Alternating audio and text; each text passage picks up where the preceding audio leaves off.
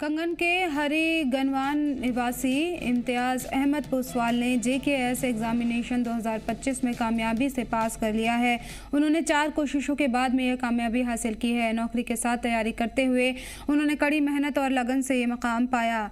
इम्तियाज़ ने कहा कि हर कोशिश के बाद उन्होंने अपनी कमज़ोरी को पहचाना और उसे दूर करने पर मेहनत की। उनका कहना है कि लगातार मेहनत और पूरा फोकस ही कामयाबी की कुंजी है। उनकी इस कामयाबी से परिवार और इलाके में खुशी की लहर है।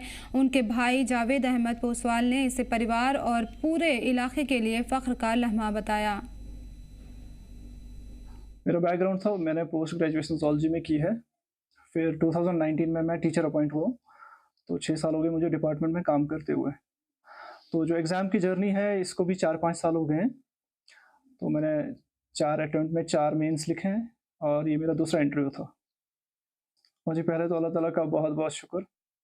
तो सबसे पहले क्रेडिट चले जाएगा मेरे फ़ादर साहब को, जो हमेशा एक सपोर्ट की तरह मेरे साथ रहे। उसके बाद मेरी वाइफ़ हैं, मेरे भाई-बहन और बहुत सारे दोस्त हैं जो लंबी जर्नी में साथ थे और बहुत सारे उसातिज़ा भी इस जर्नी में साथ थे।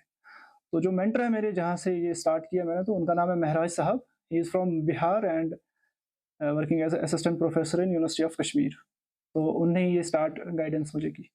तो मुझे पहले ही पता था कि 13 की शाम को रिज़ल्ट आएगा, तो I was waiting for it. मैं फ़ोन मेरे हाथ में ही था और किसी ने ग्रुप में मैसेज की कि रिज़ल्ट अपलोड हो गया वेबसाइट पे।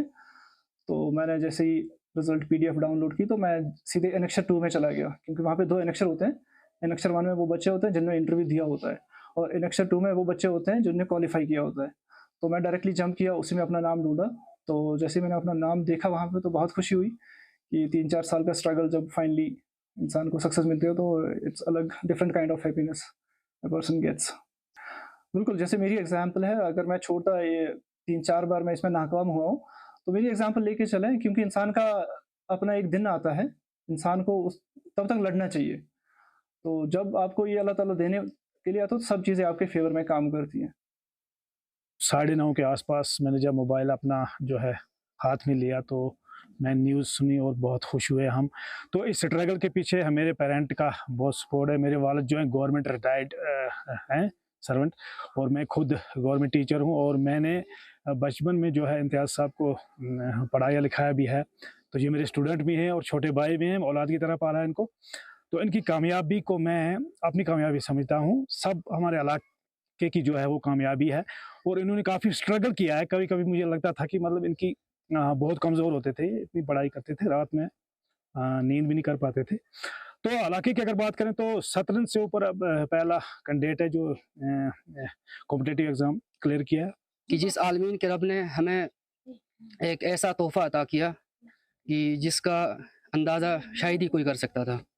तो इम्तियाज़ साहब जो हमारे गनीवन के रहने वाले हैं, और इन्होंने ये जो कामयाबी हासिल की, दुनिया दारुल असबाब है, यहाँ पे आपको असबाब अपनाने पड़ते हैं।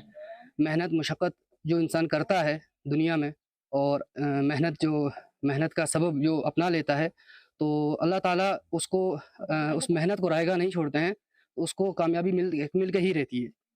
और सबसे बड़ी बात ये है कि जब इंसान किसी रास्ते पर, किसी मंजिल में अकेला होता है और उसके आसपास कोई नहीं होता है और उसकी रहनुमाई करने वाला नहीं होता है, तो वो रास्ता काफ़ी मुश्किल होता है, क्योंकि उसको खुद तय करना पड़ता है कि मुझे कौन सी सिमत इख्तियार करनी है और मुझे कामयाबी कैसे मिलेगी।